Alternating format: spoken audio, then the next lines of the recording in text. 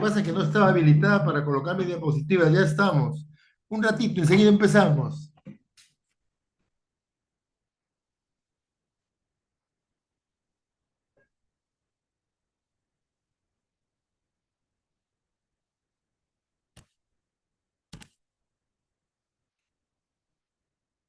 Hola chicos, ¿está pasando las diapositivas? ¿Se nota? Sí, doctor. Sí, doctor. Listo, podemos empezar entonces, ¿sí? Sí, doctor. Listo, muy bien. Bien, se escucha bien, ¿no es cierto? Sí, doctor.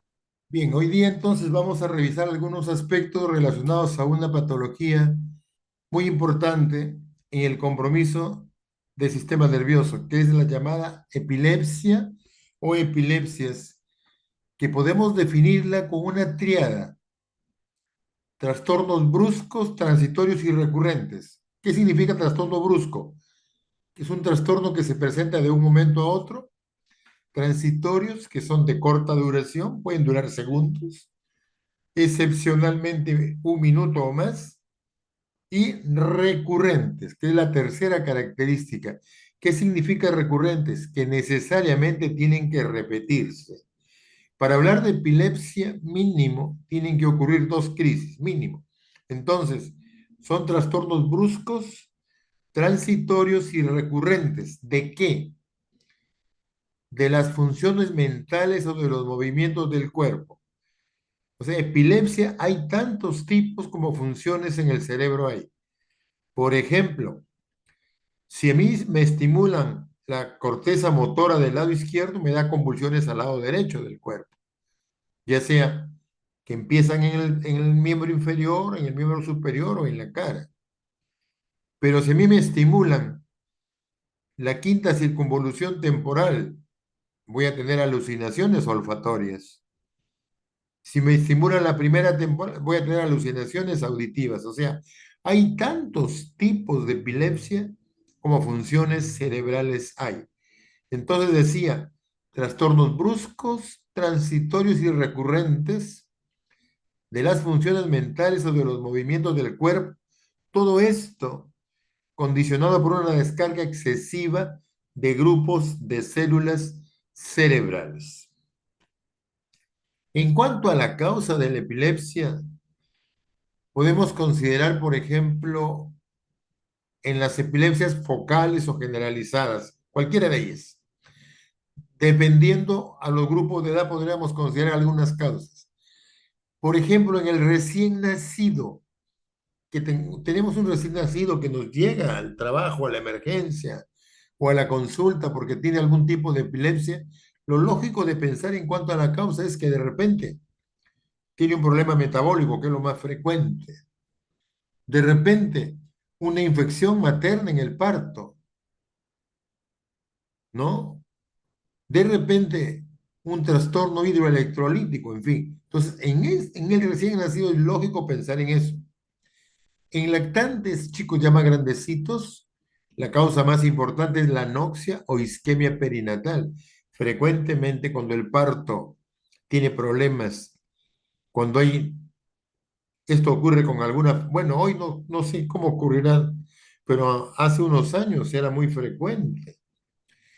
La mamá estaba en trabajo de parto, en la emergencia, y se pasaba el tiempo, ella continuaba con el trabajo de parto, llega un momento que la madre ya se agota, ya casi ni puja con las contracciones que tiene y no pueden hacer esta criaturita por algún motivo. Nos olvidamos que estamos de guardia y esa paciente que debe ser sometida a una cesárea, porque es urgente, se nos pasa y nos damos cuenta de eso horas después o a la mañana siguiente. Eso es muchas veces causa de algún tipo de epilepsia en las mejores condiciones y en las peores, hasta de retardo mental severo. Entonces, esta anoxia o isquemia perinatal es una causa importante que antiguamente, cuando yo era interno, cuando era residente, era relativamente frecuente. Ahora no lo sé, porque ya no estoy en la noche en las guardias. Otra causa importante es el traumatismo craneal del parto, claro que sí, sobre todo cuando el expulsivo es muy rápido, sobre todo en gestantes jóvenes. Es frecuente esto. La otra cosa también los trastornos metabólicos y las infecciones. Una meningitis, una encefalitis es relativamente frecuente como causa de epilepsia en este grupo de edad. En niños ya chicos más grandecitos, el traumatismo craneal es importante, las infecciones. Aquí aparece como una causa frecuente la llamada crisis idiopática. ¿Qué le llamamos al llamado gran mal o epilepsia generalizada tónico-clónica? Que es un tipo de epilepsia que ya veremos en el transcurso de qué se trata.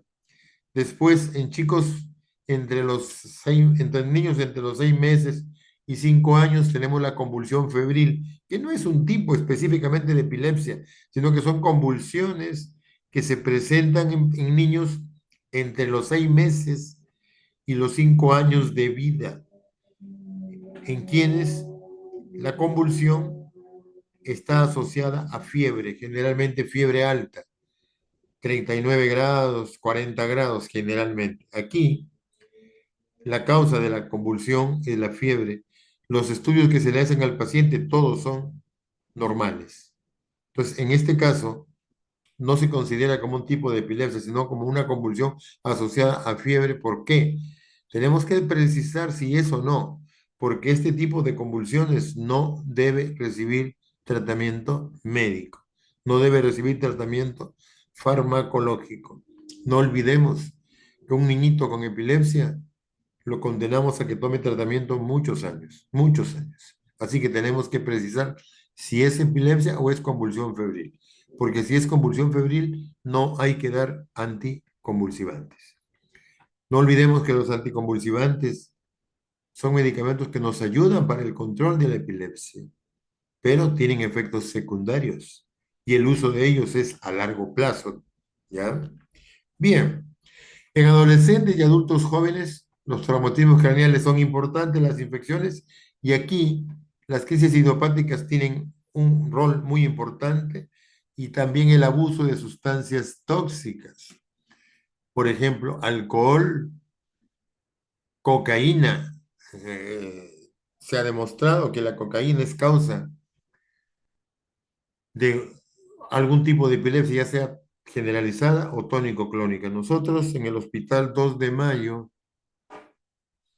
el año 87, hicimos un trabajo sobre epilepsia y el uso de cocaína, donde yo fui el investigador, el subinvestigador de un trabajo dirigido por el profesor Raúl Gerí, que fue el investigador principal.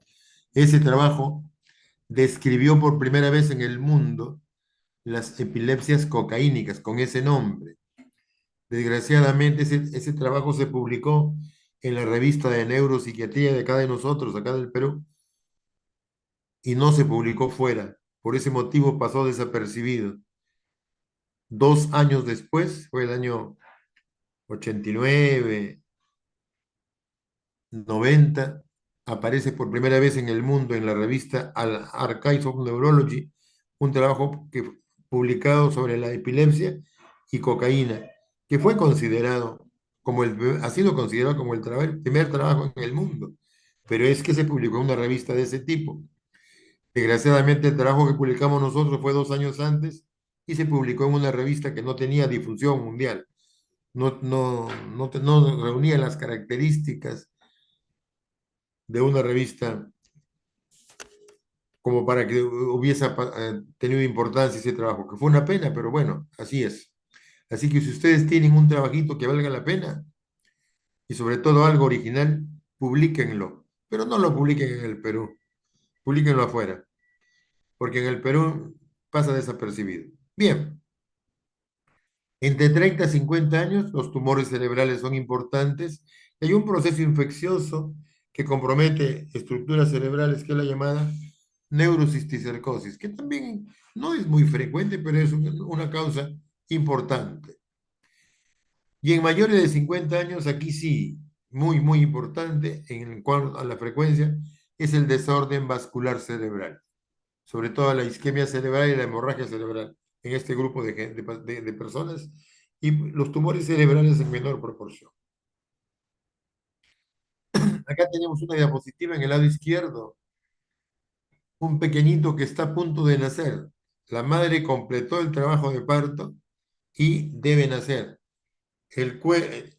Y debe nacer este niño, este neonato, pero tiene doble circular de cordón al cuello, de manera que eso es como una liga, una soga que no va a permitir el descenso de la presentación. De manera que esta señora, ante esta situación, debió ser sometida a una cesárea. ¿Y en qué momento debe ser sometida a la cesárea? Cuando el periodo de parto ya está listo y el niño empieza ya a tener problemas, empieza a hacer taquicardia inicialmente y luego bradicardia. En ese momento es que tiene que ser operada esta señora con urgencia y no esperar, porque aquí, en este momento, se van a crear zonas en el cerebro, cicatrices en el cerebro, que van a producir posteriormente convulsiones o se van a afectar mucho más el cerebro y ese pequeñito va a quedar después con retardo mental. Así que cuando tengamos esta situación, por favor, prestémosle atención a la mamá y hagamos la cesárea cuanto antes. En la siguiente tenemos los traumatismos craneales, tremenda piedra que cae en el cráneo, rompe el cráneo y lesiona el cerebro. Crea lesiones isquémicas, perdón, hemorrágicas, contusión cerebral aquí. Esto más adelante va a producir algún tipo de epilepsia. O al otro lado, aquí está creciendo algo ahí, por ejemplo, un tumor que está creciendo en la meninge, un meningioma. Ese tumor que crece en la meninge, ese meningioma, es causa importante de convulsiones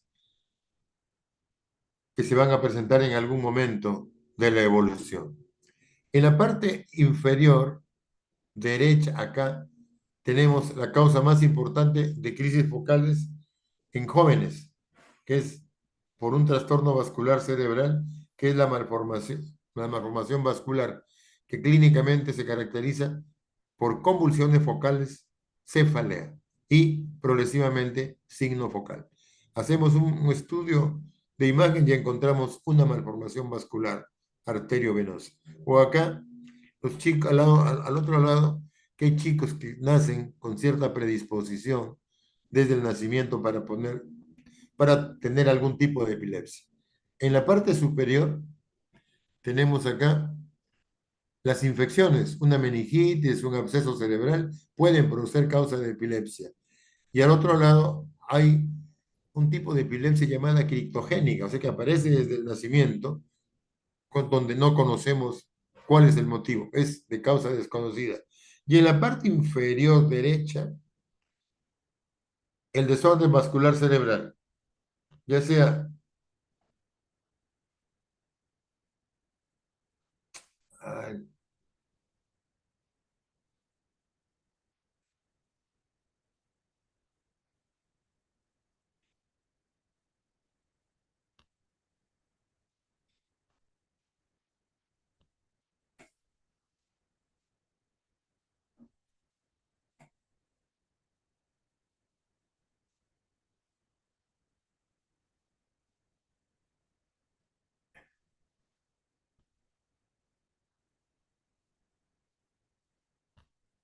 les decía, en la parte inferior derecha, el desorden vascular cerebral. En el lado externo, la hemorragia cerebral y en el lado interno, el infarto. Esa es la causa de epilepsia más importante. Doctor, no se ve su pantalla, disculpe. ¿Se ve la pantalla ahora? ¿Se ve? No, no me parece que está compartiendo. Un ratito, un ratito, un ratito. Un ratito.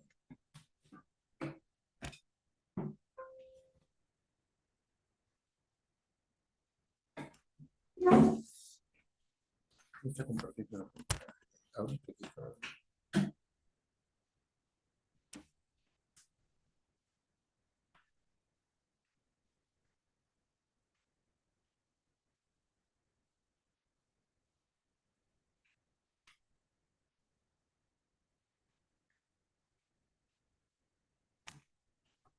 ¿Ahora se ve la pantalla? Sí. ¿Se ve? Ahora sí, doctor. Sí, doctor, ahora se Sí, puede. doctor. Gracias. Seguimos entonces. Entonces, en la página siguiente, al lado izquierdo tenemos la causa más importante por compromiso congénito desde el nacimiento. Es la causa más importante, que es un factor muy frecuente, el llamado gran mal, que está comprometiendo algunas estructuras del cromosoma, y esa es la característica de un grupo frecuente de pacientes, donde no hay una causa definida, y esto se presenta desde el nacimiento. Y en el lado derecho tenemos las intoxicaciones, el alcohol, cocaína, anfetaminas, sustancias insecticidas, en fin, muchas sustancias tóxicas que pueden favorecer o condicionar algún tipo de epilepsia. Muy bien, vamos a revisar alguna clasificación de las crisis epilépticas. Esta clasificación que están ustedes viendo es la clasificación internacional de las crisis epilépticas, que cuando menos tiene 20 años ya. Hay una clasificación nueva que desgraciadamente para nosotros no es posible, porque considera muchos factores fisiológicos que nosotros no tenemos, muchos factores de imágenes y de trastornos metabólicos que no tenemos nosotros. Así que esta clasificación que les estoy presentando se adecua muy bien para lo que tenemos nosotros en nuestro país. Tenemos como el número 1 las crisis generalizadas, son simétricas bilateralmente y sin comienzo focal.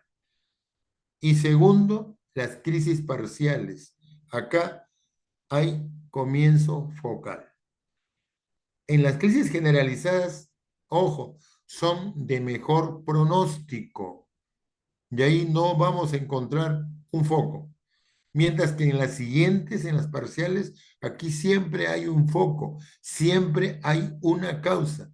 Tenemos la obligación de precisar la causa, porque eso es lo que nos va a permitir el control adecuado de la crisis y del trastorno que tiene el paciente.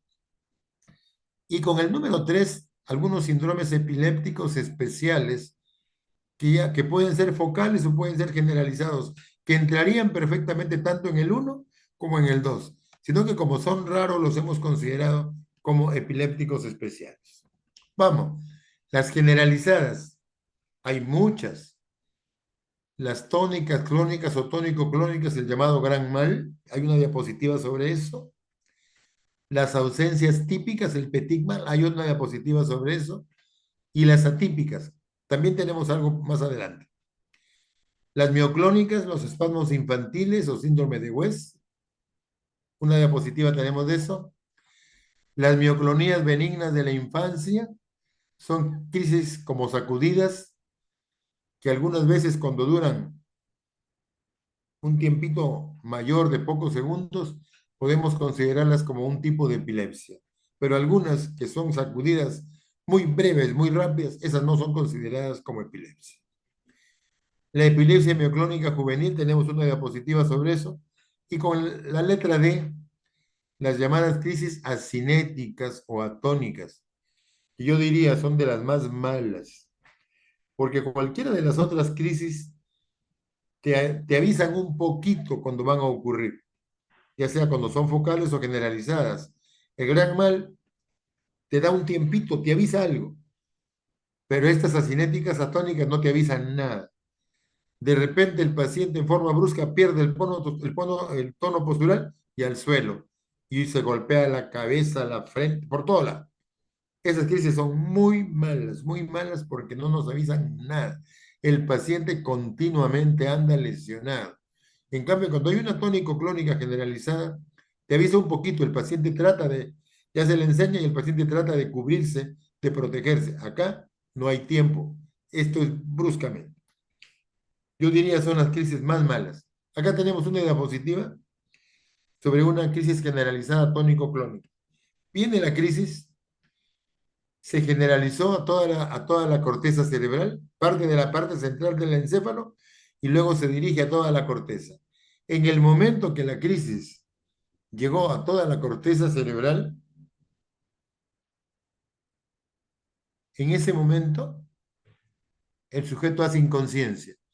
No olvidemos que para que haya inconsciencia, el trastorno debe estar en el tronco cerebral, comprometiendo la sustancia reticular o ambos hemisferios cerebrales. En este caso, hay compromiso de los dos hemisferios, entonces el sujeto está inconsciente.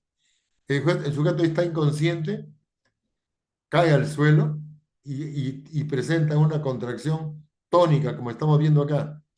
El cuerpo se pone duro totalmente, se orina.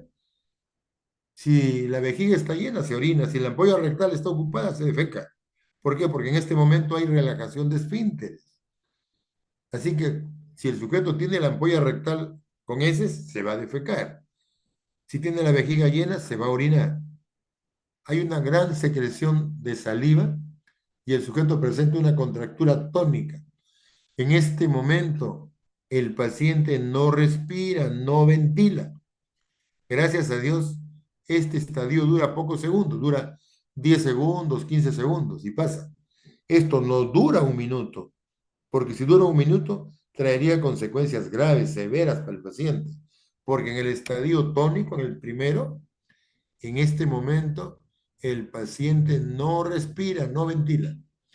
Luego del estadio tónico, que dura 8, 10 segundos, 15 segundos, viene el estadio clónico, en que el sujeto presenta sacudidas generalizadas, clónicas, de todo el cuerpo, de los brazos, de las piernas, de la cabeza. En este momento el sujeto puede dirigir la cabeza y el cuello hacia la derecha o hacia la izquierda o hacia atrás. Tiene una gran secreción de saliva, puede morderse la lengua. Por favor, si tenemos un paciente que nos hace un tipo de esta crisis, lo que hay que hacer es colocarlo de costado, ya sea hacia la derecha o hacia la izquierda, y nada más. No ponernos a pelear con él para que no sacude el cuerpo, porque igualito va a sacudir. No ponernos a pelear con él para abrirle la boca y sacarle la lengua, porque esto está ahí. Simplemente se coloca de costado. Pasa el estadio tónico y suelta la lengua ya.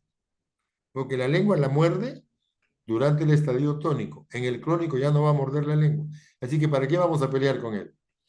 Y luego del estadio clónico viene el estadio posictal. El sujeto se queda dormido. ¿Cuánto tiempo pasó? Un minuto. El estadio tónico pues dura 10 segundos, 15 segundos y el clónico puede durar 30 segundos, 45 segundos, rara vez más. Y luego se queda dormido y en el posictal puede dormir 10 minutos, 15 minutos, a veces un poquito más y ahí despierta. Despierta totalmente confuso, con dolor de cabeza y con dolor de todo el cuerpo. Esas sacudidas que tiene el paciente clónicas son muy fuertes, muy severas, muy intensas. Y en ese momento, el paciente tiene un gran desgaste muscular. Es como si hubiese corrido una tremenda carrera cuando despierta, está totalmente agotado, totalmente adolorido. Eso le dura pues 2 días, 3 días.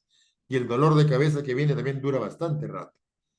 Bien, ahí tenemos una diapositiva sobre las llamadas crisis de ausencia, típica.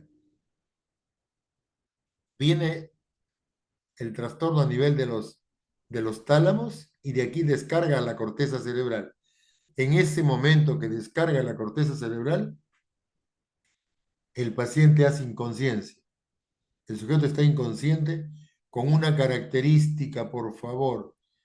Está inconsciente, pero el sujeto no pierde el tono postural. El niño no pierde el tono postural y no cae al suelo. Esa es la característica.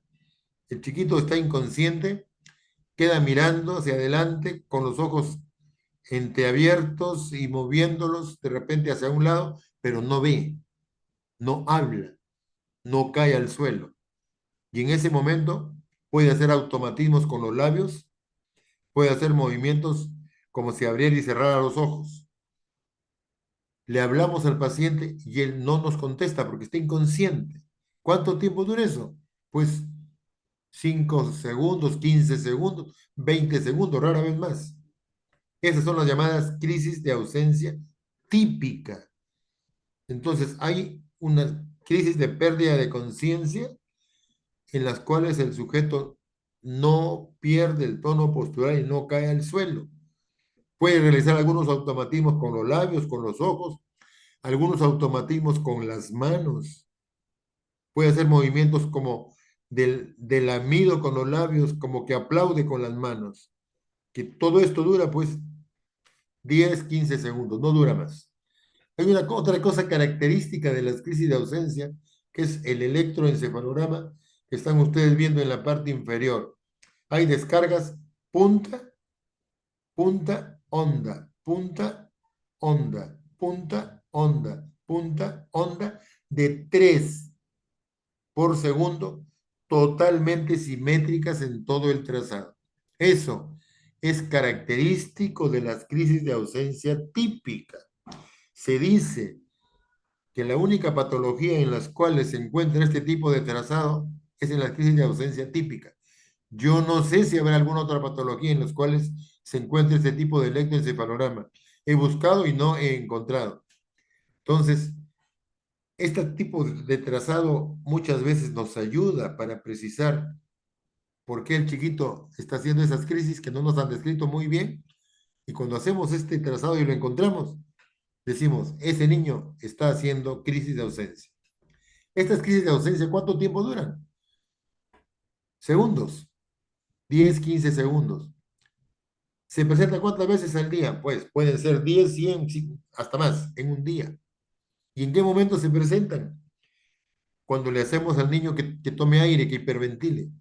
Cuando le ponemos presión a un niñito en clase, nos queda mirando, se le pone presión a un niñito que se le hace preguntas, se le puede hasta tratar un poquito mal, el niñito queda mirando al profesor y le hace movimientos de lamido con los labios. El profesor dice, ah, este muchacho es malcriado, porque encima no sabe, saca la lengua. No está sacando la lengua, está presentando una crisis de ausencia. En más de una oportunidad hemos tenido niños que los derivaron al psicólogo y luego los enviaron con nosotros porque son chicos malcriados que no aprenden, porque a cada rato se quedan mirando al profesor y le sacan la lengua. Esos niñitos tienen crisis de ausencia cuando los vemos. Encontramos ese trazado. Y esas crisis de ausencia se presentan pues 8 o 10 veces en una hora. Imposible que un niño con esas características pueda aprender, porque cada rato está inconsciente. Entonces, mucho cuidado con esos niñitos que nos mandan, que son malcriados y sacan la lengua. Son chicos que tienen algún tipo, este tipo de epilepsia, las crisis de ausencia típica. Hace un tiempo hacíamos unas campañas en unos colegios que quedaban cerca del hospital, porque de esos colegios nos mandaban chicos con mal comportamiento y que no era mal comportamiento, era en crisis de ausencia. Así que nos reuníamos con los profesores para explicarles de qué se trataba y que tuvieran más cuidado con esto. Bien, aquí tenemos las llamadas espasmos infantiles o el síndrome de West. Característicamente se trata de un niño pequeño, 8 añitos, 8 meses, 10 mesecitos, que está creciendo bien, como ese pequeñito que es el cabezón que está ahí, que está creciendo bonito, bien nutridito, bien, bien, y de repente empieza a presentar estas sacudidas, que son una tragedia estas sacudidas. Son los llamados espasmos mioclónicos, que empiezan a presentar 1, 2, 10, 20, 30 al día. Esta es la epilepsia mioclónica, que es de muy mal pronóstico, porque junto a esto van a aparecer otros tipos de crisis, sobre todo cinéticas, pero se produce un retardo del desarrollo psicomotor del niño y presentan el llamado síndrome de West.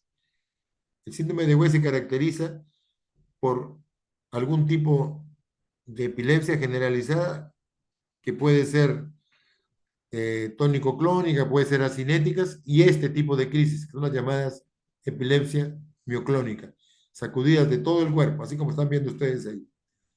Y se acompañan poco a poco de retardo en el crecimiento psicomotor. Y hay un trazado electroencefalográfico característico, que es el que estamos viendo aquí. Un trazado totalmente desorganizado, total, que tiene focos de puntas, polipuntas, punta onda, o sea, tiene muchos hallazgos y totalmente desorganizado, totalmente irregular. Esto se conoce como ixarrimia. Es característico del llamado síndrome de West o espasmos infantiles.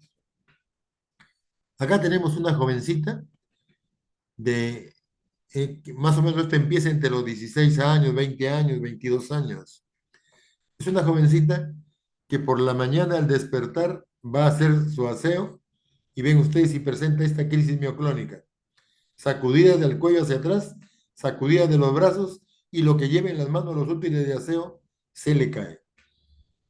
Esta es una epilepsia mioclónica que felizmente no es de mal pronóstico, que es de buen pronóstico.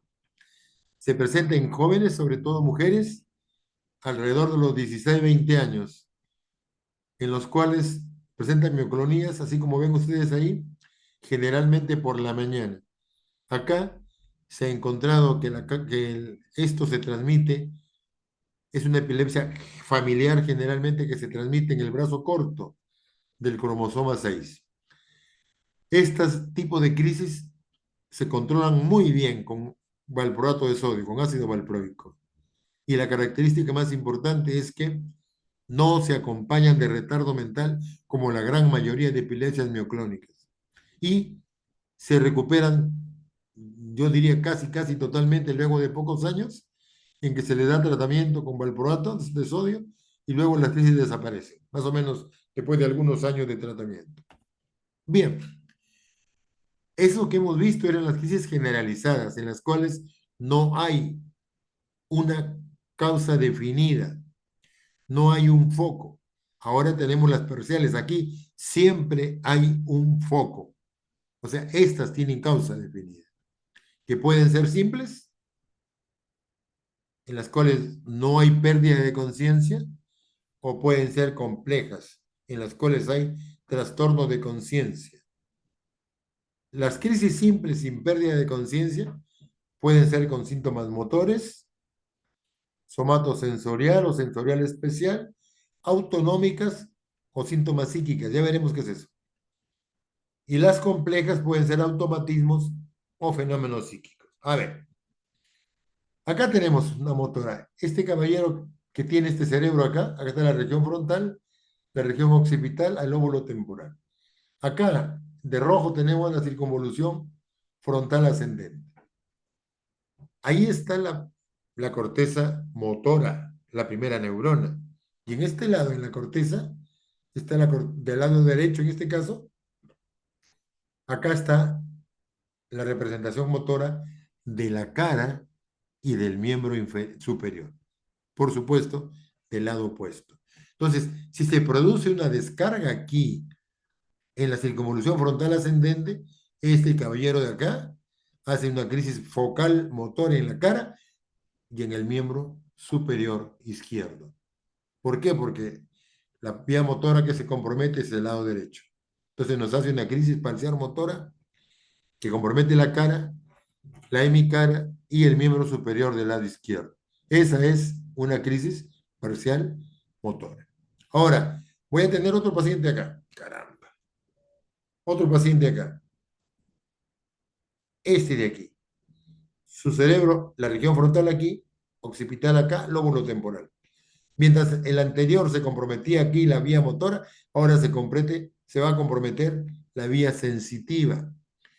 La última neurona sensitiva. Entonces, y esta tiene que ver con la sensación del lado izquierdo de la cara y del miembro superior izquierdo. ¿Por qué? Porque está comprometiendo la vía motora la vía sensitiva, perdón, del lado derecho. Esta es la corteza sensitiva, es la circunvolución parietal ascendente. Entonces, si tengo una crisis aquí, ¿qué va a tener? El sujeto va a tener una crisis sensitiva al lado izquierdo y al miembro superior. ¿De acuerdo? Entonces, esta es la epilepsia focal. Aquí, ¿qué puede haber?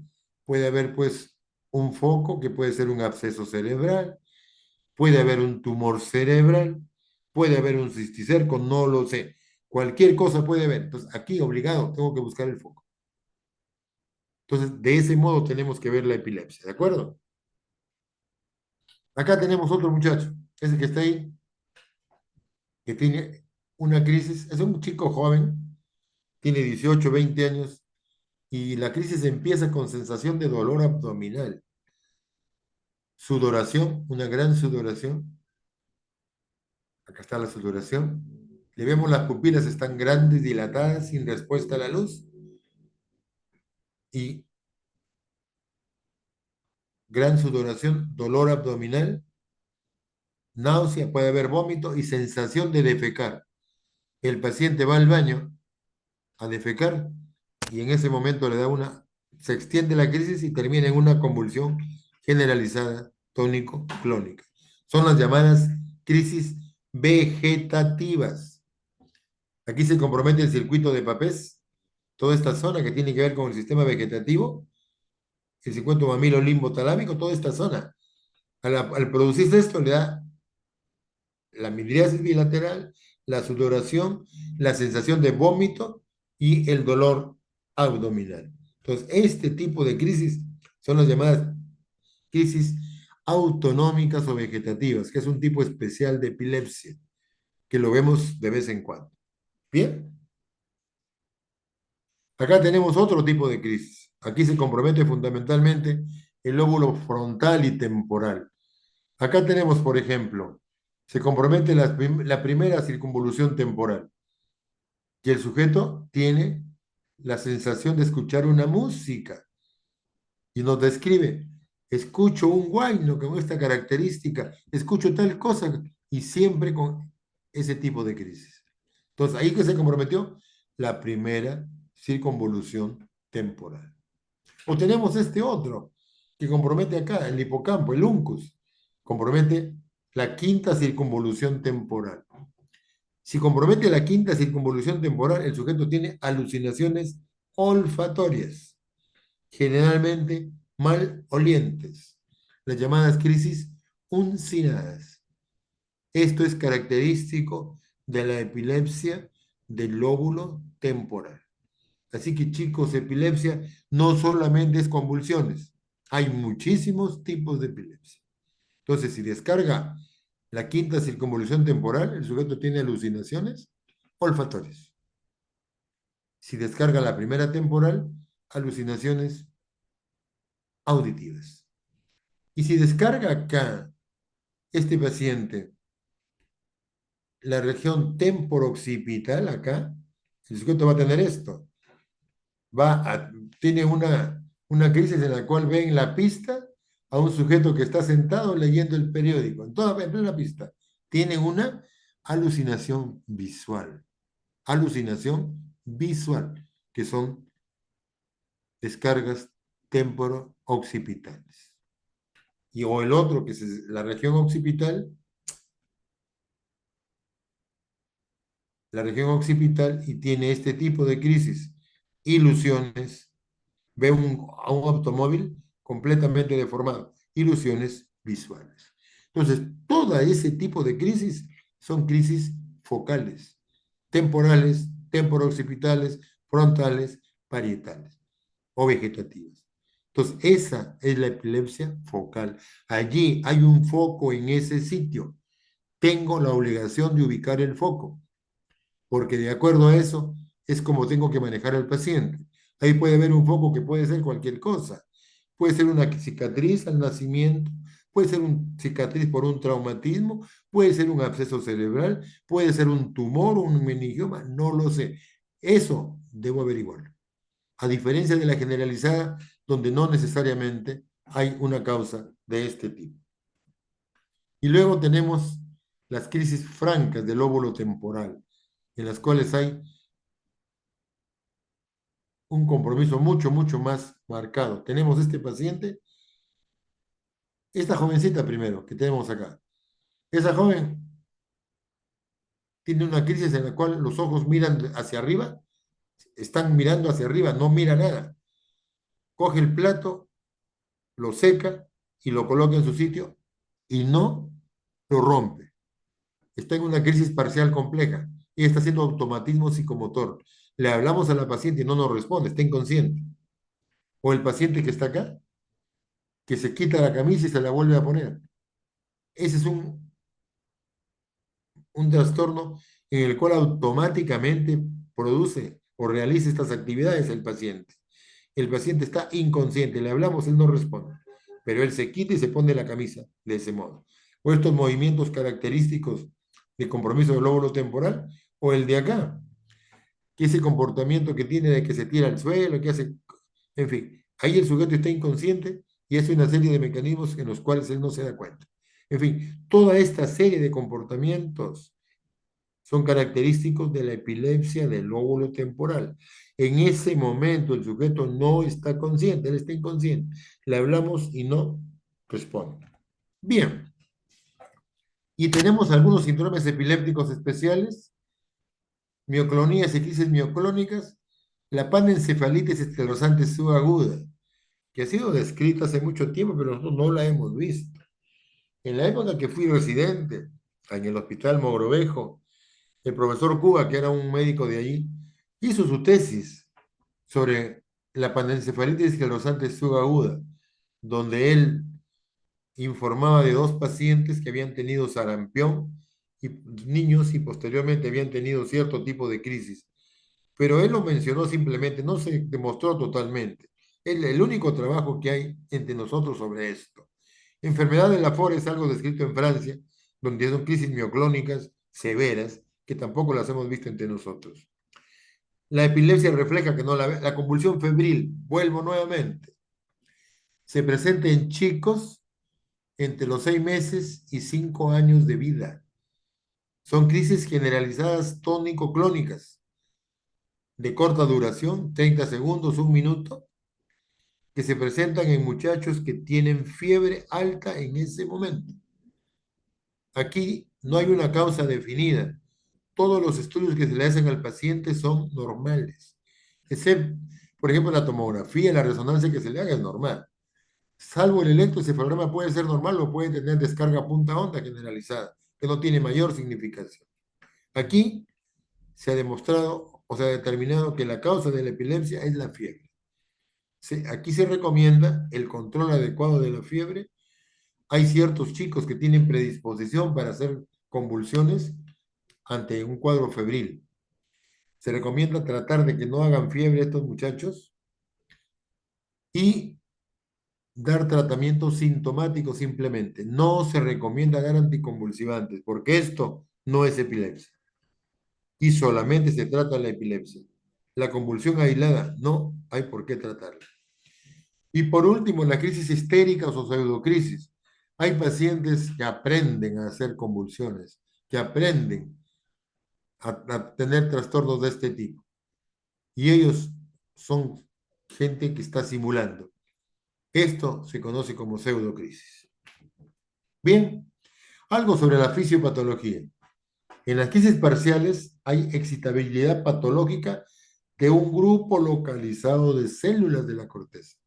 Hay excitabilidad en ese grupo y de ahí se va a generalizar. Mientras que en las generalizadas hay una excesiva excitabilidad patológica, pero en toda la corteza cerebral y en los núcleos centrales. Entonces la diferencia es que la excitabilidad aumentada en la general, en la epilepsia generalizada, es en toda la corteza. Mientras que en la focal es en una zona y de ahí se va a generalizar. Hay algunos mecanismos bioquímicos fundamentalmente aquí. Sobre todo hay defectos en la membrana celular.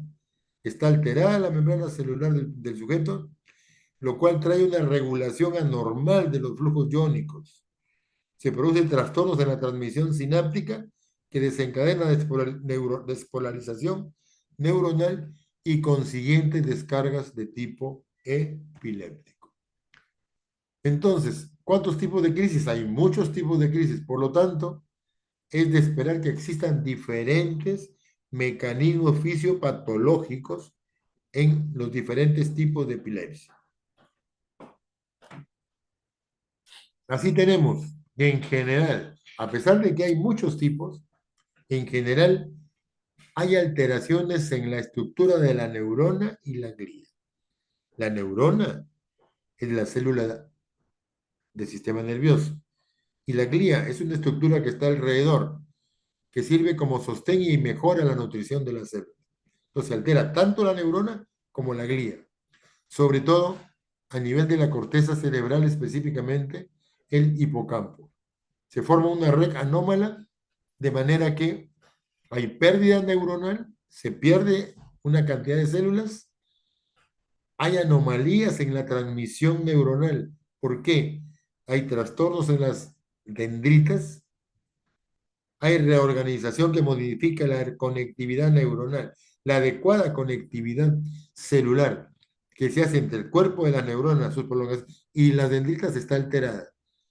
Además, se altera la glía, produciendo gliosis, digamos, se bloquea la transmisión neuronal. Entonces, toda esta serie de mecanismos están implicados en la fisiopatología de la epilepsia. Al haber esas alteraciones de la función neuronal y la glía, se produce un aumento de la excitabilidad en las células.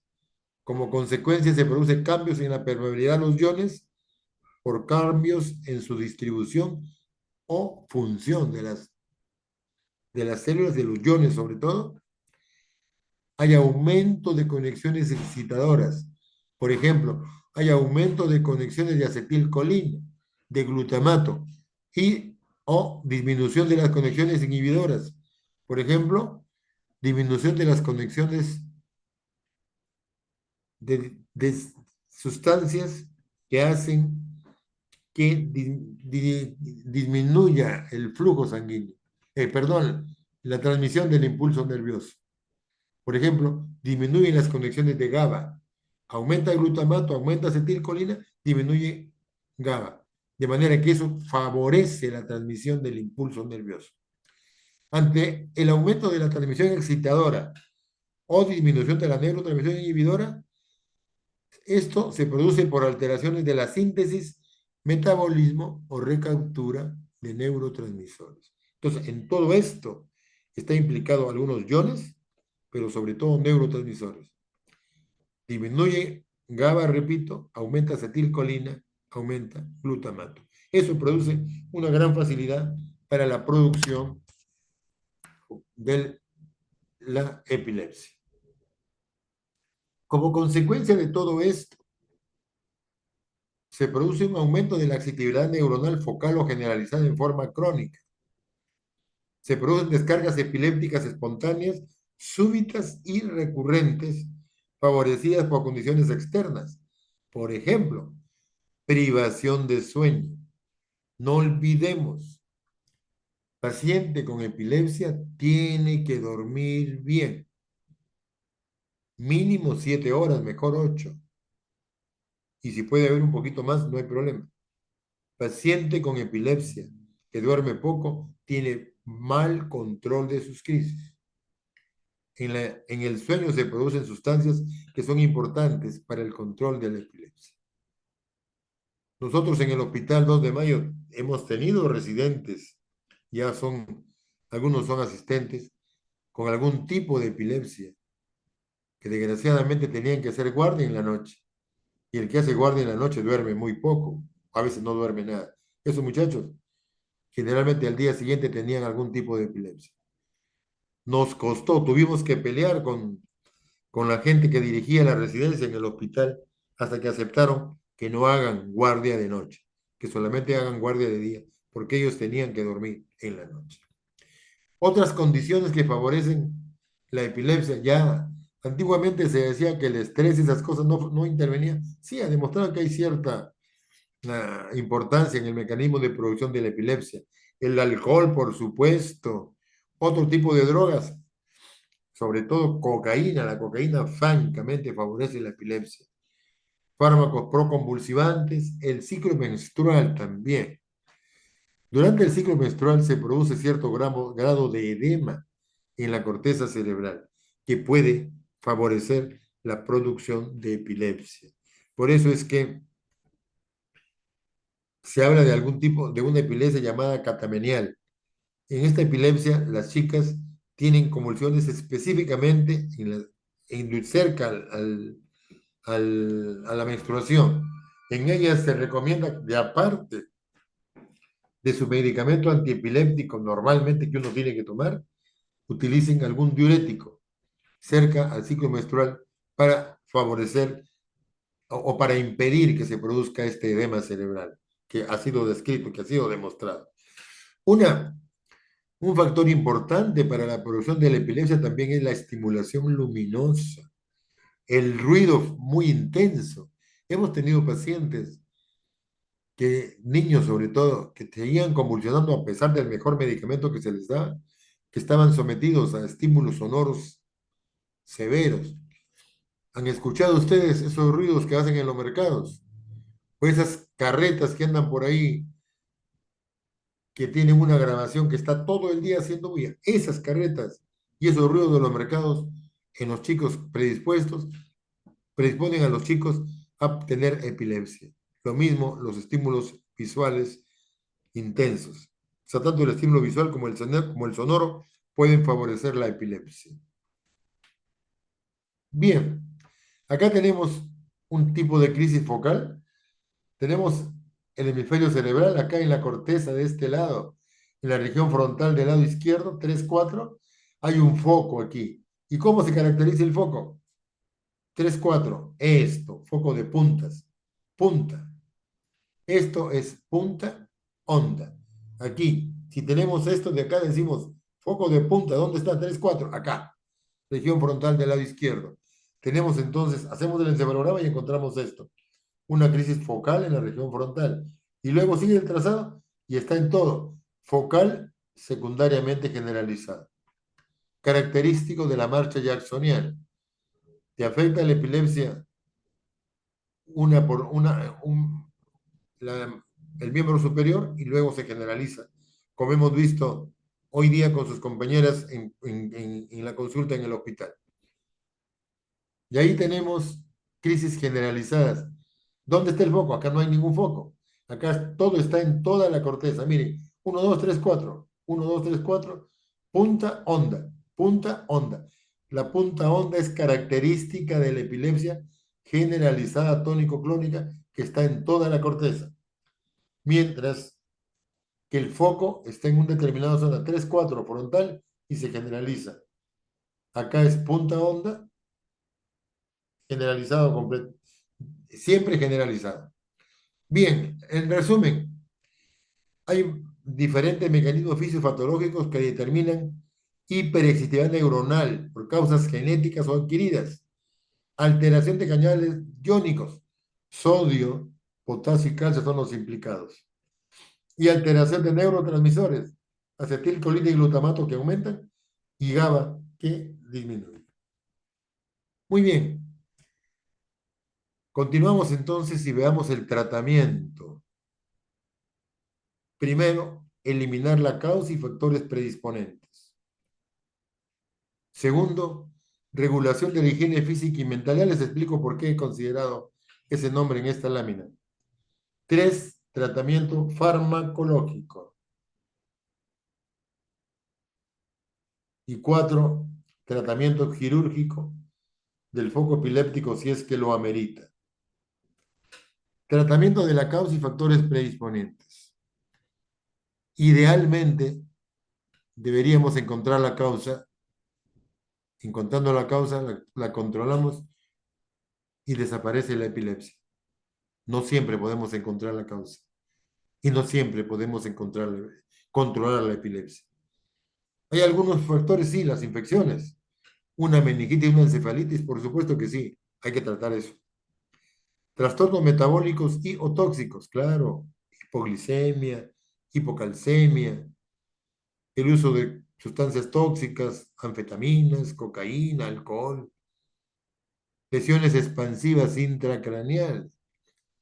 Tenemos, por ejemplo, un meningioma. ¿Qué significa meningioma? Un tumor en la meninge, por fuera del cerebro, pero en contacto con la corteza cerebral. Eso típicamente produce convulsión focal.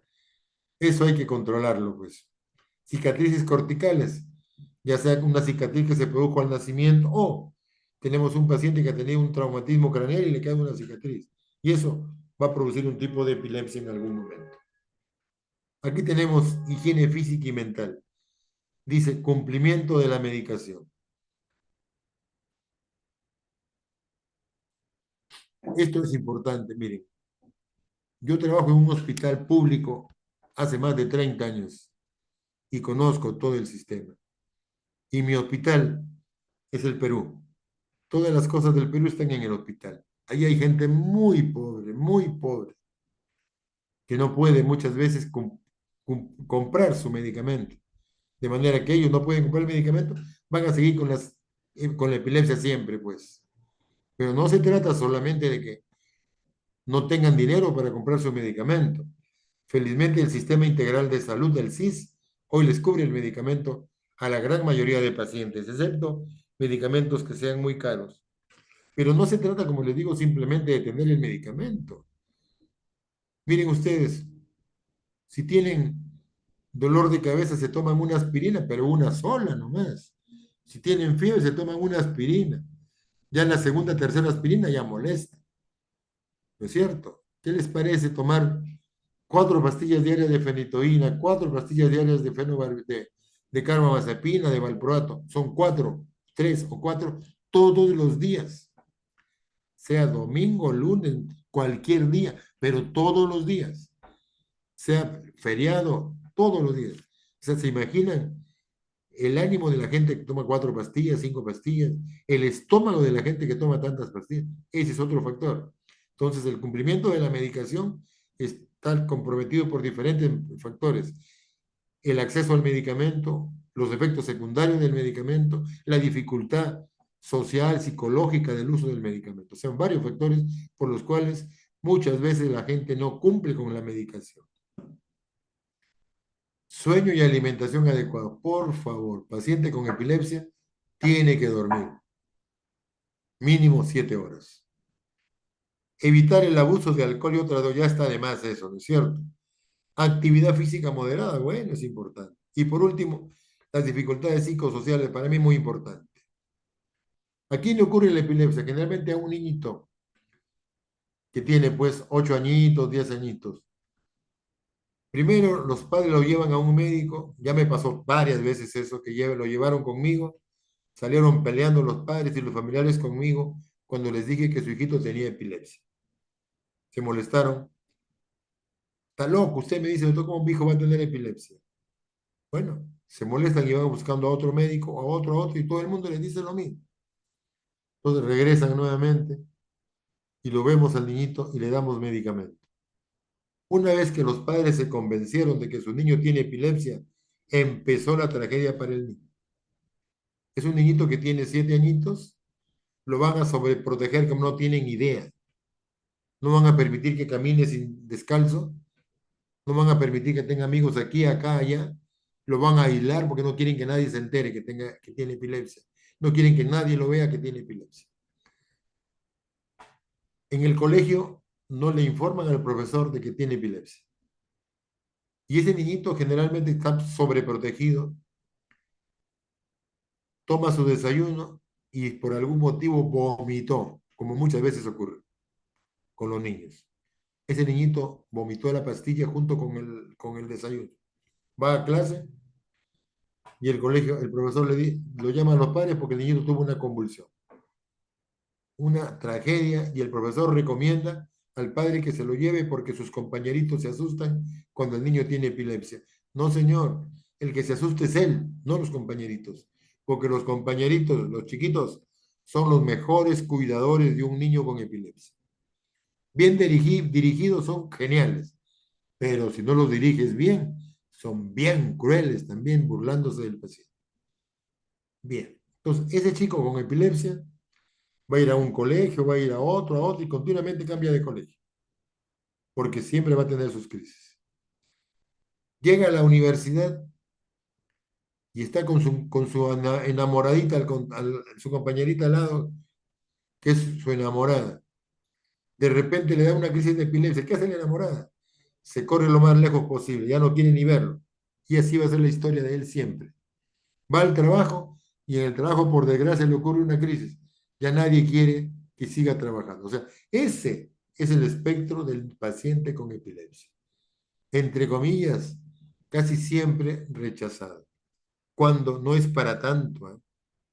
Yo preferiría mil veces tener algún tipo de epilepsia bien controladita, tomando mi medicamento bien, a tener diabetes. Con diabetes me voy a comprometer severamente. Entonces, ese es el espectro del paciente con epilepsia. No olvidemos que nosotros somos médicos, pero también somos educadores. A la gente con epilepsia debemos hacerle entender que no tiene por qué sentirse menos que los demás. Es un problema que tienen la epilepsia, pero eso se controla y se controla bien. Y no hay por qué subestimarse, porque muchos de ellos están así. Entonces, no olvidemos eso. Bien, ahora sí el tratamiento. Objetivos. Control adecuado de la crisis, por supuesto. Segundo, no interferir la función cognitiva. No olvidemos que algunos fármacos han mostrado que controlan la epilepsia, pero tienen cierto grado de compromiso cognitivo, como por ejemplo el fenobarbital utilizado en niños chicos. Las anfetaminas producen, los, los ansiolíticos producen cierto grado de compromiso de desarrollo psicomotor, psicológico, perdón. Y lo otro, evitar efectos adversos peligrosos. Algunos fármacos, quizá la mayoría, tienen su dosis terapéutica casi en el límite de la toxicidad. Por eso que tenemos que tener mucho cuidado con la dosis que le damos a los pacientes. Tratamiento. Cuando hay crisis única, eso no es epilepsia, entonces no dar tratamiento. ¿De acuerdo? Esa es la norma. ¿Excepciones? Sí, claro. Por ejemplo, una lesión orgánica cerebral. Tengo un paciente que tiene una sola crisis y le hago un encefalograma y bien patológico, o le hago una tomografía, una resonancia y encuentro un foco. Ese paciente hay que darle tratamiento, porque con toda seguridad, si no le doy, se va a repetir. Entonces, cuando hay alguna lesión orgánica cerebral, un síndrome epiléptico definido, tengo un paciente con una sola crisis, pero son 6 hermanos, de los cuales 4 tienen epilepsia. Él sería el quinto. ¿Le da tratamiento? Sí, yo le doy, porque probablemente es un problema familiar y este chico nuevamente va a volver a convulsionar. Y por último, criterio en contra del paciente. Es un paciente que tiene una sola crisis, una sola. Pero él quiere que le demos tratamiento, a pesar de que él sabe que no hay que dar tratamiento. Ya me pasó, 2 veces me ha pasado. Hace unos años, ustedes creo que ni nacían todavía. Gisela Valcárcel tenía un programa en la televisión y tenía mucho rating, que era lo que le gustaba a la gente, ¿no? Y tenía unas jovencitas, unos jóvenes que eran sus animadores, modelos, no sé cómo se llama. Uno de esos muchachos hizo una crisis de epilepsia y como era familiar de un estudiante en ese momento que estábamos haciendo clase, el chico me conocía del estudiante, entonces lo recomendó y él fue a verme a mí. Para ver, y este chico cuando ha ido estaba preparado, había leído cosas. Yo le dije, mira, tienes una sola crisis y eso no es epilepsia. Epilepsia son 2 crisis como mínimo. Me dijo, sí lo sé, doctor, me dice, pero si a mí se me repite una crisis, la Magali, la borraca, me va a destrozar, doctor. Por favor, deme tratamiento. Bueno, te voy a dar tratamiento con una condición, que me firmes un documento donde tú me estás pidiendo darte tratamiento. No hay problema. ¿Por qué le hice firmar un papel? Porque si él hacía algún problema tóxico, el responsable era yo. Porque la norma era no dar tratamiento ante una crisis. Entonces, ese muchacho lo tomó el medicamento como 15 años, hasta que después lo convencí que ya no lo tome y ya no lo toma. Y luego también tuve un congresista en la época de Fujimori. Ustedes no sé si habían nacido todavía, pero era un señor muy inteligente, un chinito, que me acuerdo, era en la época de Fujimori todavía, no había salido a la luz muchas cosas de Montesinos, cuando me dijo, él me dijo, doctor, me dijo, hay un plan siniestro en el país, que está comandado por el compañero Fujimori y con otras personas, dentro de ellas un tipo Montesino, me dijo. Así que antes que pase más cosas, yo me estoy yendo del país. Y él se fue a vivir a Estados Unidos. Era un abogado muy competente que tuvo una crisis también, una convulsión focal. Y él fue a verme a la consulta que tenía privada en esa época para que le diera tratamiento, no para que lo evaluara, para que le diera tratamiento, pero él quería que un médico se lo regulara. Entonces, la misma historia que el muchacho le expliqué que no, entonces él me dijo, doctor, no hay problema, yo le firmo el papel, pero deme tratamiento. Recuerdo que le di el proato, ya pasaron como 20 años y este señor lo sigue usando, porque él se fue a Estados Unidos y trabaja como profesor en la escuela de Derecho de Harvard. Y hasta ahora lo sigue utilizando el medicamento y cada vez que viene me visita. Una vez al año, cada 2 veces al año que viene me visita para saludarnos y me dice, hablamos de todo menos de sus convulsiones. Me dice, ya no tengo más convulsiones, así que doctor vengo a verlo, pero quiero que me haga una receta nuevamente. Así que y yo le digo, pero ¿para qué viene? Doctor, no se moleste, me dice, pero yo le pago su consulta, así que déjeme saludar. Nos hemos hecho muy amigos con el chinito. Él, por ejemplo, toma tratamiento sin necesitarlo, pero porque él firmó un documento.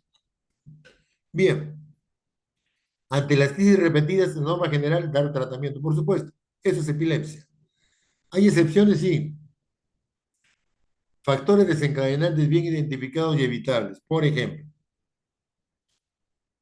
tengo un chico con epilepsia que le ocurren las crisis cuando está el parlante ese del mercado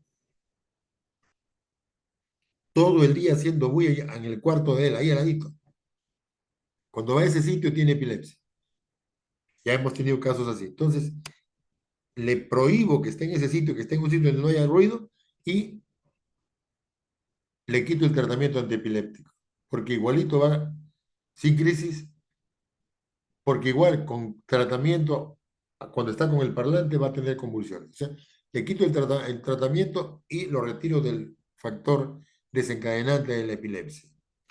Y otro es intervalo entre crisis muy largo. Hay pacientes que tienen una convulsión, una sola, cada 5 años, cada 6 años. Le damos tratamiento. Yo particularmente, si yo fuera esa persona, yo no voy a recibir tratamiento, 3 pastillas diarias para una crisis cada 5 años. No, no, no. Entonces ahí yo le explico al paciente y él va a decidir si toma tratamiento o no toma tratamiento. Bien, ahí tenemos un esquema del tratamiento con monoterapia, control satisfactorio de las crisis 70%, control insatisfactorio 30%. Este buen control es con un solo fármaco generalmente. El control insatisfactorio necesita politerapia, 2 o 3 fármacos, más o menos 15%, casi 20%, buen control.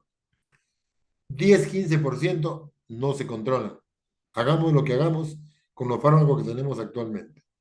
De este grupo, la mitad va a cirugía de la epilepsia y la otra mitad totalmente refractarias y no se les puede dar cirugía de la epilepsia. Más o menos ese es el espectro. Fármacos antiepilépticos, hay poca diferencia en la eficacia. Se recomienda utilizar dosis pequeñas y progresivamente aumentarlas. Se recomienda incrementar la dosis hasta conseguir el efecto deseado.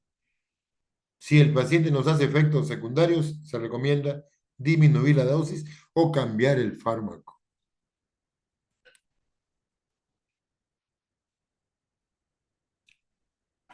Esta diapositiva tiene algunos años, más o menos, esta diapositiva tiene más o menos unos 8 años en que aparecieron varios antiepilépticos, aparecieron casi 5. Apareció, bueno, la motrigina, topiramida, levetiracetam, varios. Que los usamos poquito, no teníamos mucha experiencia con ellos. Ahora ya tenemos experiencia, ya pasaron casi 10 años de ellos. Entonces ya tenemos experiencia. Pero en ese momento, cuando estaba esta diapositiva, decía ahí, por razones éticas y logística. Éticas porque no los conocemos y logística por dinero. Los nuevos fármacos antiepilépticos deben ser usados en adultos con crisis parciales intratables. Lo que pasa es que cuando aparecieron estos fármacos eran excesivamente caros y no los podíamos usar libremente y tampoco no era recomendable porque no los conocíamos bien. Entonces, teníamos fármacos que los conocíamos y que eran mucho más económicos. Por supuesto, esos eran los que debíamos usar. ¿Se debería dosar séricamente los fármacos antiepilépticos? Sí, sería recomendable, pero no es una guía para el uso del fármaco. Mejor guía es la clínica. De acuerdo a cómo responde es que utilizamos la dosis de los medicamentos. Y luego tenemos una clasificación, que es una clasificación arbitraria que hemos hecho: grupo uno, grupo 2 y grupo 3. Grupo uno son fármacos de espectro intermedio, como si fueran antibióticos, efectivos con crisis parciales, incluyen las simples y complejas, y las secundariamente generalizadas son de espectro intermedio. Grupo 2, fármacos efectivos para crisis parciales y generalizadas de amplio espectro. Y grupo 3, de espectro muy reducido. De espectro intermedio tenemos carbamazepina, fenitoína, fenobarbital, primidona, gabapentina, oscarbazepina, tiagabin. Carbamazepina tenemos una diapositiva, fenitoína y fenobarbital, bien. Primidona, en su metabolismo se convierte en fenobarbital. Gabapentina, cuando apareció, se tocaron tantas campanas, se aplaudió tanto que lo presentaron como el antiepiléptico ideal, hace como 25 años de eso, 30 años, ideal. Empezamos a usar y nos dimos cuenta que no servía para la epilepsia, pero sí servía para el dolor neuropático. De manera que el fabricante, el dueño del producto, inteligentemente al toque, rapidito, lo pasó para dolor neuropático y no para la epilepsia. Así que como antiepiléptico, jalado, no funciona la gabapentina. Oscarbazepina, muy bien como antiepiléptico, pero es casi hermana gemela de la carbamazepina. Hay un pequeño radical que se cambió. Si la carbamazepina mejora el 70%, la oscarbazepina mejora el 75-80%, o sea, un poquitito. La carbamazepina, 100 pastillas, cuestan 10 soles en mi hospital. O sea, cada pastilla 10 céntimos. Mientras que oscarbazepina, una sola, cuesta como 14 soles. O sea, no hay sentido de usar oscarbazepina teniendo carbamazepina, que son casi lo mismo.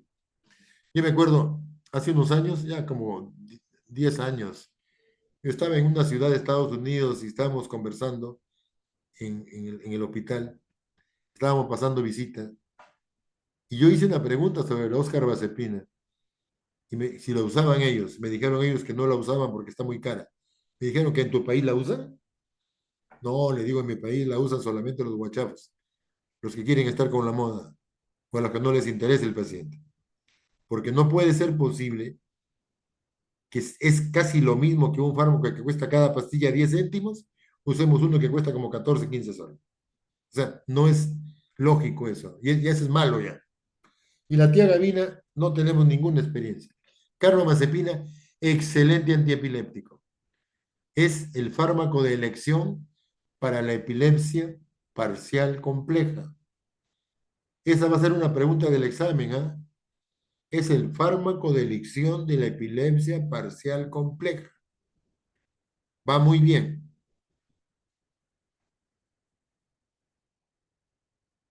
Es el fármaco, felizmente, el fármaco de elección para la mujer gestante es la lamotrigina. Cuando vino era muy caro, felizmente ya no cuesta mucho, pero de todas maneras sigue costando mucho más que la carbamazepina, que es el más económico. Si nosotros al paciente que usamos, a la mujer gestante, le damos carbamazepina con suplemento de ácido fólico, podemos usarle a la mujer gestante en que disminuye considerablemente el efecto teratogénico. El efecto teratogénico es de 0,5 a 1%. Si utilizamos ácido fólico en la mujer, prácticamente quitamos el efecto teratogénico. Por eso es que en nuestra gente que no tiene nada de dinero, utilizamos carbamazepina más ácido fólico en la mujer gestante. ¿Listo? Oscar Mazepina, ya rajé de él, ¿no? Yo particularmente no lo recomiendo, porque es casi lo mismo que la carbamazepina. Fenitoína, excelente antiepiléptico.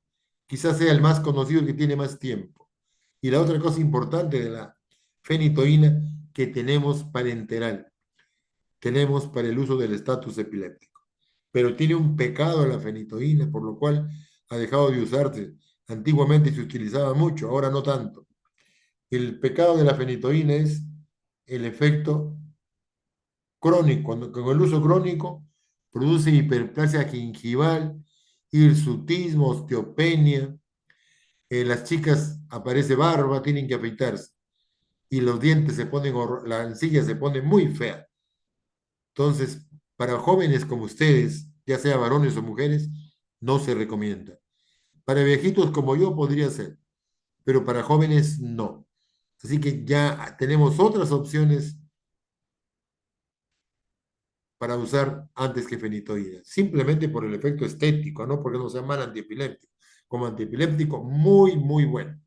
¿Se usa? Por supuesto que sí. Gamapentina, ya rajamos que no, como para la epilepsia no se usa. Fenobarbital, excelente antiepiléptico, muy barato y controla bien las crisis, pero tiene también un pecado. El pecado es que su metabolismo es muy grande. Mientras el metabolismo de la fenitoína son 8 12 horas, a veces 24, el de fenobarbital tiene 10 días de metabolismo. Si le doy una pastilla a un paciente, lo tiene 10 días en el cuerpo, es demasiado. Y efecto acumulativo.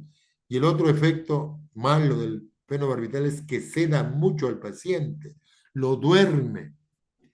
Y ya se demostró que usado en niños, crónicamente en niños chicos, produce cierto grado o cierta disminución del desarrollo mental del paciente. Así que mucho cuidado con el uso de fenobarbital.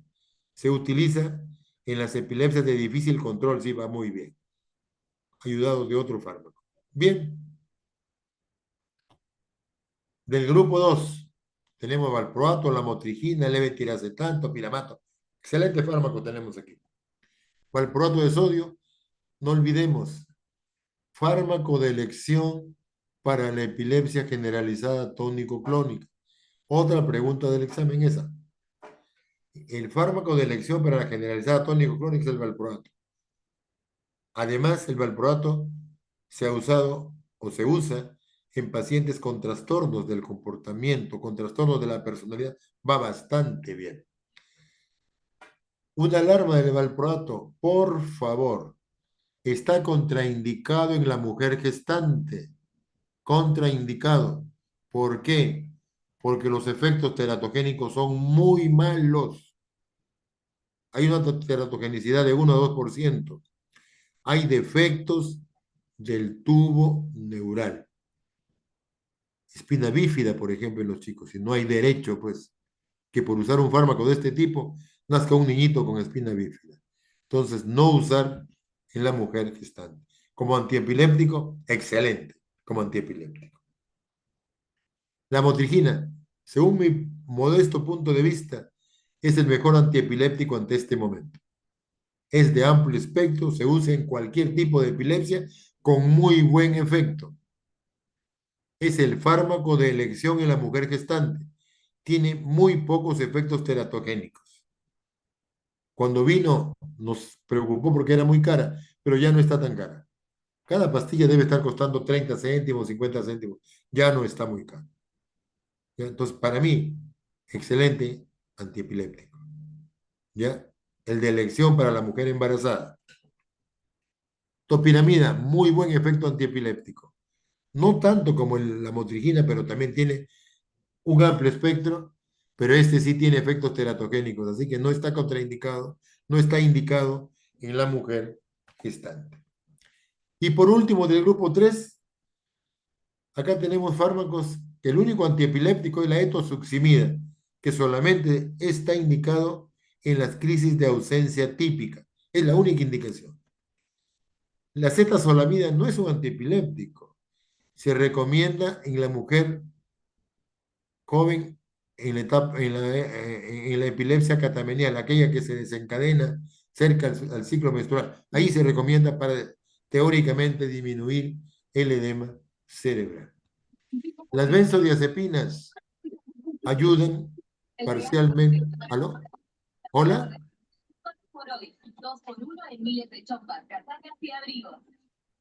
¿Hola? ¿Algún problema? ¿Continúo? Sí, doctor. Listo, listo. Entonces decía, las benzodiazepinas generalmente tienen efecto ansiolítico. Algunas de ellas pueden ayudar para el control de la epilepsia. Mucho cuidado con las benzodiazepinas, porque cada vez hay que aumentar la dosis de los fármacos para que hagan efecto. Y lógicamente tienen efecto aditivo, efecto de acostumbramiento. Y las otras anestésicos, hormona adenocorticotrópica, se utiliza para el tratamiento del estatus epiléptico, que le haremos una miradita al final. Etosuximida, ya decíamos, que es el fármaco de elección para la crisis de ausencia típica. Esta va a ser otra pregunta del examen también, chicos. Acetazolamida ya la vimos. Y en resumen, en el lado izquierdo los fármacos clásicos, fenitoína, carbamazepina, fenobarbital, ácido valproico, etosuximida, clonazepam. A la derecha, oscarbazepina, gabapentina, vigabatina, lamotrigina, topiramida, tiagabina, felbamato, y en fin, y aparecen otros fármacos cada vez más. Entonces, en resumen, con los clásicos funciona muy bien, pero no basta. Tengo que ayudarme de los nuevos, sí. Ya no son tan nuevos, pues, la motrigina, topiramida, ya no son tan nuevos, ya tenemos cuando menos 10 años, ya los conocemos un poco, ya podemos usarlos mejor. Y sobre todo, ya no cuestan tan caro como al comienzo, ya podemos usarlos mejor. Bien, una epilepsia generalizada tónico-clónica puede ser, pues, el tratamiento con fenitoína, con carbamazepina, con valproato. El fármaco de elección es valproato de sodio, pero puedo utilizar cualquiera de los otros. Depende de la disponibilidad que tengamos. Si es una crisis que aparece de vez en cuando, una por mes, bien, valproato. Si tiene, pues, 5 crisis diarias y se controlan con valproato, perfecto. Pero si no se controlan con valproato, le doy otro medicamento más. Por ejemplo, una buena asociación, valproato, carbamazepina. Si se controlan bien, perfecto. Pero tengo otro paciente que tiene 20 crisis diarias y ya no se controlan con valproato más carbamazepina. A ese medicamento paciente le agrego la motrigina, por ejemplo, o le agrego topiramida. Entonces voy haciendo asociaciones. Otra buena asociación es un paciente con una crisis de vez en cuando, fenitoína, bien. Si tiene varias, le agrego fenobarbital. Entonces, fenitoína, fenobarbital es una muy buena asociación. Parciales simples, todos los anteriores funcionan, la motrigina funciona muy bien, y parciales complejas, el fármaco de elección es carbamazepina. Entonces, de acuerdo al fármaco que sea más útil, lo uso y voy asociando fármacos poco a poco y conforme voy controlando las crisis, lo dejo ahí o voy cambiando de fármacos, ¿ya? Es la forma como debo utilizar la medicación. Y por último, el tratamiento quirúrgico. Requisito, convulsiones intratables. ¿Qué significa convulsiones intratables? Convulsiones que no se controlan con ninguno de los fármacos que tenemos actualmente. En ese caso, se recomienda el tratamiento quirúrgico. Y segundo requisito, que haya solo un foco epiléptico, que no hayan varios. Y si hay dos o tres, que uno de ellos sea el más importante. Ahí sí. Cuando se compromete el lóbulo temporal, el porcentaje de éxito es bueno. 60-90% de éxito. Qué bien. Tenemos algún tipo de epilepsia generalizada intratable. Generalmente la epilepsia intratable es la focal, que se generaliza. Pero tenemos alguna generalizada intratable que es rarísima. Ahí se recomienda la sección del cuerpo calloso, de manera que no pueda pasar la crisis de un lado al otro. Y de ese modo se localizan en un solo lado. Y la que es más frecuente, la focal incontrolable. ¿Qué se recomienda? Miren lo que se recomienda, hemisferectomía total o funcional. O sea, le quitas un hemisferio. Es catastrófico, pero ¿qué hacemos? La madre no soporta que su hijo tenga 50, 100 convulsiones en el día. 50, 100. Entonces, en ese caso se recomienda la hemisferectomía y de ese modo se produce un control considerable de las crisis. Muy bien. Seguimos, chicos, porque 10 minutos y terminamos. ¿Eh? ¿Alguna pregunta? ¿Hay preguntas?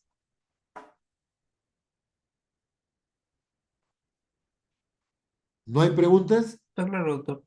Listo, seguimos. Estado epiléptico. Son crisis repetidas, una, otra, con un intervalo muy libre entre ellos en que no hay recuperación de la conciencia. O sea, son crisis continuas, una tras otra, durante 30 minutos como menos. Ese es lo clásico que conocíamos como estado epiléptico. Pero actualmente también consideramos como estado epiléptico cuando tenemos una crisis que dura pues varios minutos, 5, 6, 7 minutos, lo consideramos y lo tratamos igualito que el estado epiléptico. En el estado epiléptico aparecen una serie de cambios que se presentan cuando hay una sola convulsión, pero como es una sola, no son muy notables. Pero acá son varias crisis, entonces sí van a ser notables. Por ejemplo, hipoxia. Durante la crisis se produce la contracción tónica. En ese momento el sujeto no ventila, hay hipoxia. Hay incremento del calcio dentro de la neurona, los movimientos convulsivos producen eso. Aparecen una serie de secuencias, aumento de ácido araquidónico, de leucotropinas, que al final terminan con edema cerebral y muerte neuronal. Eso puede pasar cuando el estatus epiléptico demora varias horas, algunas horas. ¿Ah? Así como hay complicaciones en el sistema nervioso, también hay complicaciones metabólicas. Como ocurren estos trastornos, entonces el sujeto entra hacia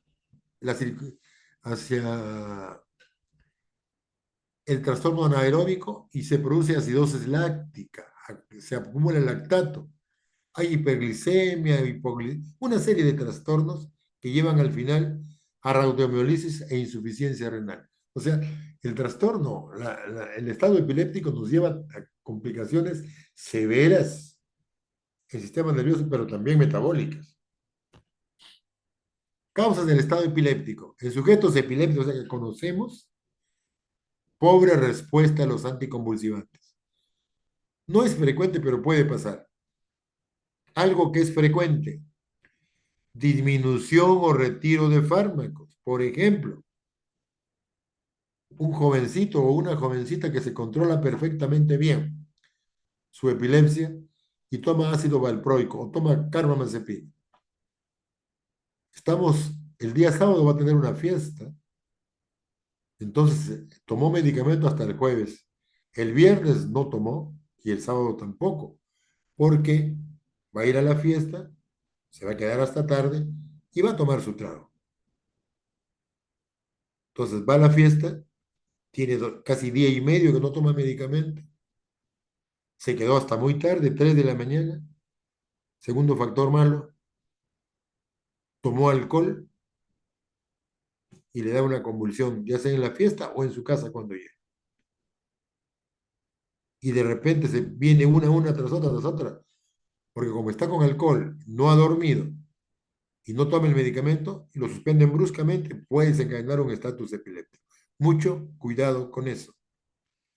A veces hay un sujeto que consume frecuentemente alcohol, el sobreabuso o el retiro brusco puede desencadenar también un estado epiléptico. Y en sujetos de presentación reciente, rara vez un ACV, rara vez un desorden metabólico, sí. Por ejemplo, la hipoglicemia en un sujeto epiléptico puede desencadenar un estatus epiléptico. La hiperglicemia severa, igual.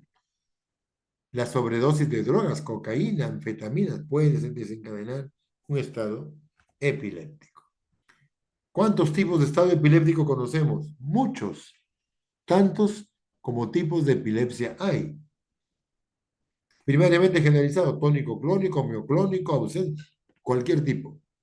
Secundariamente generalizado, parcial simple, parcial. O sea, hay tantos tipos de epilepsia, muchos, igual tantos tipos de estatus epiléptico.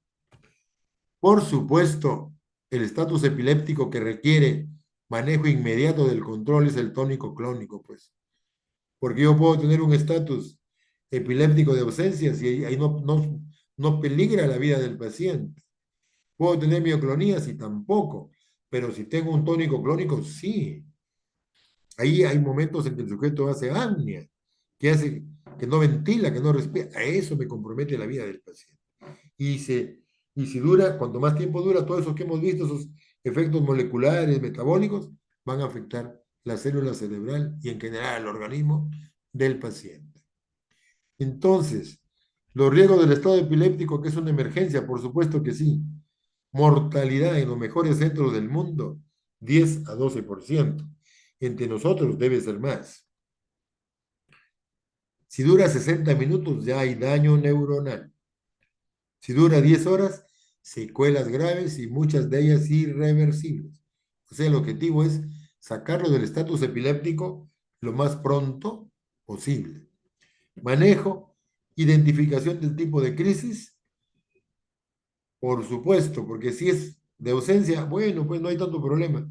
Pero si es tónico-clónica, tengo que sacarlo rápido. Tratamiento y corrección de la causa. Si es hipoglicemia, pues trato la hipoglicemia. Si es hipercalcemia, trato la hipercalcemia.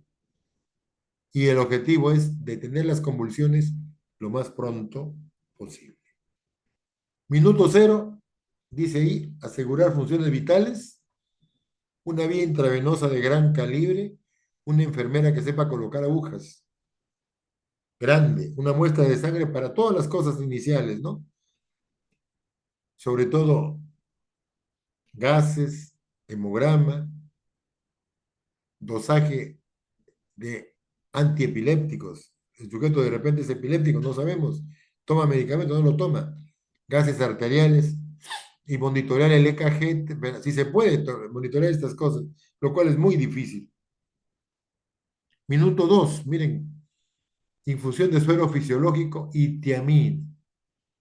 Tiamina 100 miligramos intravenoso, eso es fundamental. Muchas veces damos el tratamiento y no le damos tiamina. Cuando despierta, lo hemos complicado al paciente y ha hecho un síndrome de Wernicke-Korsakoff. Hay que darle tiamina de todas maneras antes. Y se recomienda un bolo de glucosa al 50% de 50 centímetros. Muchas veces no tenemos al 33, hay que darle 100 centímetros cúbicos. En el minuto 5, diazepam intravenoso, que probablemente no le haga ningún efecto, que se puede repetir pocos minutos después. Si tenemos lorazepam intravenoso o clonazepam intravenoso, se recomienda, que muchas veces entre nosotros no tenemos. Si no funcionó esto hasta este momento, estas cosas como generalmente no funcionan, se recomienda la epaminización del paciente, fenitoinización intravenosa, 18 a 25 miligramos por kilo, más o menos 1 gramo. Y recomendamos, chicos, 50 miligramos por minuto. El gramo se coloca en 20 minutos. No lo apliquemos más rápido porque podemos desencadenarle al paciente un paro cardiorrespiratorio. Esta va a ser otra pregunta del examen. Entonces, fenitoína intravenosa, 1 gramo, dada 50 miligramos por minuto. Probablemente un porcentaje de pacientes salen en este momento, pero hay un porcentaje no muy bajo que no van a salir en este momento. Luego de eso, ya pasaron como 30 minutos, 40 minutos, se recomienda fenobarbital intravenoso. Yo le tengo mucho tiempo. Fenobarbital intravenoso puede desencadenar paro cardiorrespiratorio.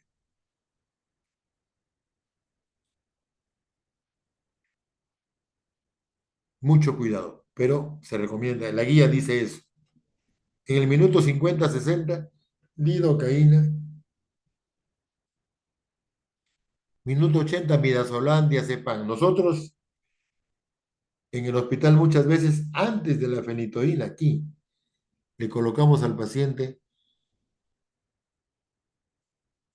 diazepam intravenoso a goteo continuo, medio litro de diazepam o 1 litro, perdón, en medio litro le colocamos 10 ampollas de diazepam y le pasamos a 14 gotas por minuto y lo tenemos continuamente a goteo. En ese momento, la gran mayoría se controla.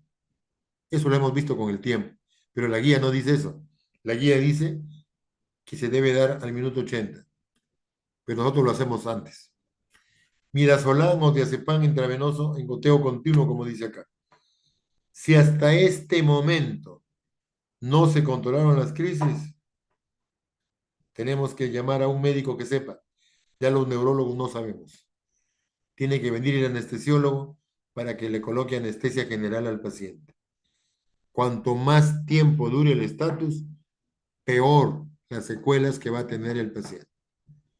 Cuando más pronto lo saque, menos secuelas. Así que inmediatamente llamar al anestesiólogo para que le ponga lo que ellos hacen, tiopental, pentobarbital, lo que ellos indican, y me anestesia al paciente para que deje de convulsionar.